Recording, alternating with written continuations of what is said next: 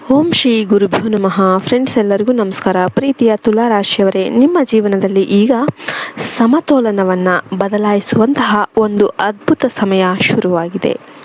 ನಿಮ್ಮ ಮನೆಗೆ ಹೊಸ ಬೀಗರು, ಹೊಸ ಪರಿಚಯಗಳು, ಹೊಸ ಸಂಬಂಧಗಳು ಪ್ರವೇಶಿಸುವುದು ಕೇವಲ ಒಂದು ಸಾಮಾನ್ಯ ಘಟನೆ ಅಲ್ಲ. ಇದು ನಿಮ್ಮ ಭಾಗ್ಯದಲ್ಲಿ ನಡೆಯುವ ದೊಡ್ಡ ಪರಿವರ್ತನೆಯ ಸೂಚನೆ. ನೀವು ಇದುವರೆಗೆ ನಿರೀಕ್ಷಿಸದ ರೀತಿಯಲ್ಲಿ ನಿಮ್ಮ ಜೀವನದಲ್ಲಿ ಬೆಳವಣಿಗೆಗಳು ನಡೀತಾ ಇವೆ.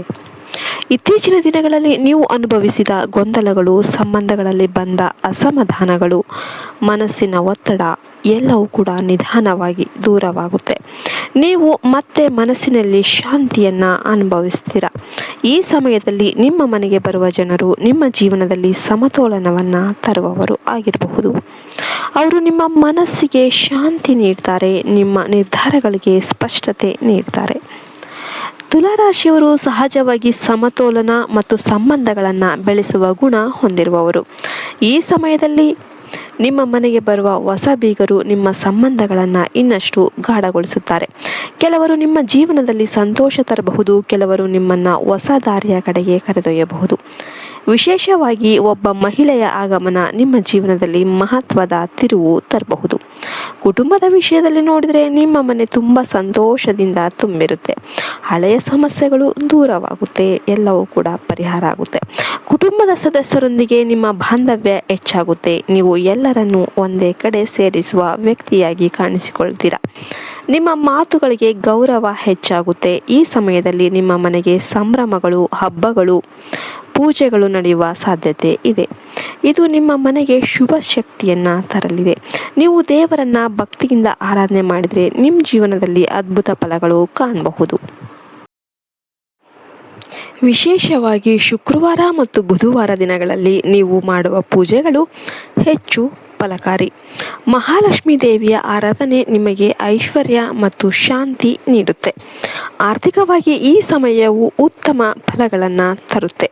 ನೀವು ನಿರೀಕ್ಷಿಸಿದ ಕಡೆಯಿಂದ ಹಣ ಬರುತ್ತೆ. ನಿಮ್ಮ ಕೆಲಸದಲ್ಲಿ ಪ್ರಗತಿ ಕಾಣಬಹುದು. ಹೊಸ ವ್ಯವಹಾರ ಅಥವಾ ಹೊಸ ಉದ್ಯೋಗ ಅವಕಾಶಗಳು ಸಿಗಬಹುದು.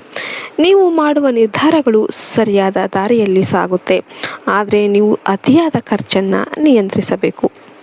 ತುಲಾರಾಶಿಯವರಿಗೆ ಈ ಸಮಯದಲ್ಲಿ ಹೊಸ ಮನೆ, ಆಸ್ತಿ ಅಥವಾ ವಾಹನ ಖರೀದಿಸುವ ಯೋಗವೂ ಇದೆ. ನಿಮ್ಮ ಮನೆಗೆ ಬರುವ ಹೊಸ ಬೀಗರು ಈ ವಿಷಯದಲ್ಲಿ ನಿಮಗೆ ಮಾರ್ಗದರ್ಶನ ನೀಡಬಹುದು.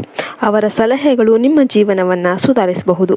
ಪ್ರೇಮ ಮತ್ತು ವೈವಾಹಿಕ ಜೀವನದಲ್ಲಿ ನೋಡಿದರೆ ಈ ಸಮಯವು ಅತ್ಯಂತ ಶುಭಕರ. ಹೊಸ ಪ್ರೇಮ ಸಂಬಂಧಗಳು ಆರಂಭವಾಗಬಹುದು. ಈಗಾಗಲೇ ಇರುವ ಸಂಬಂಧಗಳು ಇನ್ನಷ್ಟು ಗಾಢವಾಗುತ್ತೆ. ವಿವಾಹ ಯೋಗ ಬಲವಾಗುತ್ತೆ. ನಿಮ್ಮ ಮನೆಗೆ ಬರುವ ಒಬ್ಬ ವ್ಯಕ್ತಿ ನಿಮ್ಮ ವಿವಾಹದ ವಿಷಯದಲ್ಲಿ ಪ್ರಮುಖ ಪಾತ್ರ ವಹಿಸಬಹುದು. ಇನ್ನು ಆರೋಗ್ಯದ ವಿಷಯದಲ್ಲಿ ನೀವು ಸ್ವಲ್ಪ ಜಾಗ್ರತೆ ವಹಿಸಬೇಕು. ನಿಮ್ಮ ಮನಸ್ಸಿನ ಒತ್ತಡವನ್ನು ಕಡಿಮೆ ಮಾಡಬೇಕು. ಶಾಂತಿ ಮತ್ತು ವಿಶ್ರಾಂತಿ ನಿಮಗೆ ಬಹಳ ಮುಖ್ಯ.